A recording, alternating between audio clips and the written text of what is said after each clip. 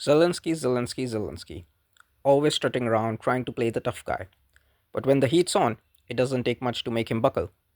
Kiev's looking shaky, and even the tiniest pressure sends him into a frenzy. Zelensky's latest antics? Well, let's just say it didn't go as planned. Remember when Zelensky tried to bully Slovakia?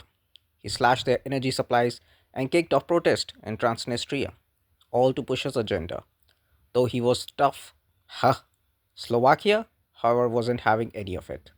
One quick diplomatic move from Bratislava, and Zelensky was left with nothing but egg on his face.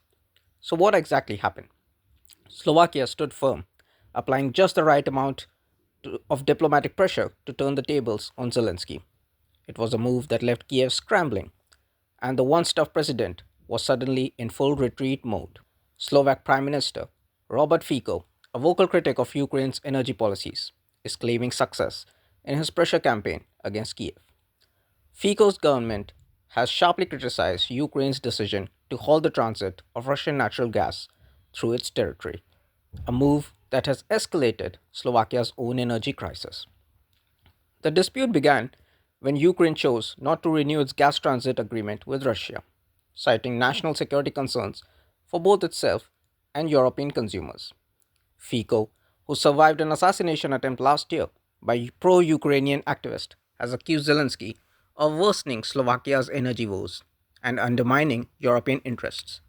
In return, Zelensky has attempted to label Fico as a Moscow aligned politician. However, Fico is now claiming that the enormous pressure Slovakia has applied is yielding results. He said that Ukraine is beginning to consider the possibility of allowing Azerbaijani gas to transit through its pipeline network, previously used for Russian supplies. While Ukrainian officials have hinted at permitting third nations to use this infrastructure, Fico has made it clear that he prefers a return to the former Russian gas transit arrangement. In the midst of these tensions, a planned meeting between Fico, EU Commission President Ursula von der Leyen, and Energy Commissioner Dan Jorgensen were abruptly cancelled due to airspace issues in Belgium. However, Fico plans to meet Jorgensen on Monday after an informal summit in Brussels.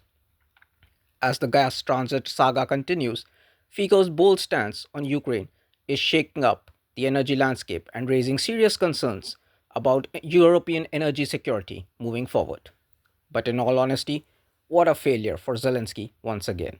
Slovakia has threatened to limit aid to Ukrainians and cut off electricity supplies, a move which Zelensky can't afford to have. Slovakia has been one of Ukraine's key energy suppliers, covering nearly 19% of its energy imports. But under Prime Minister Robert Fico, things are taking a sharp turn, and Kiev isn't happy about it. Once a major donor of military aid to Ukraine and a strong advocate for EU sanctions against Russia, Slovakia is now shifting its stance.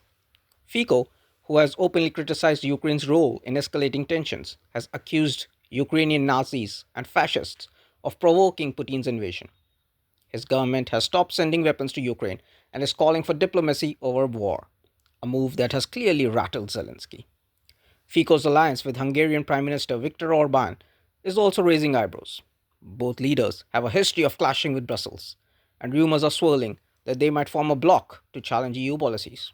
If Fico continues on this path, Slovakia could become another major roadblock to Kiev's ambitions in Europe. By refusing to follow the West's pro Ukraine narrative, Fico is setting Slovakia on a new course, one that could further isolate Zelensky and disrupt EU unity on the conflict.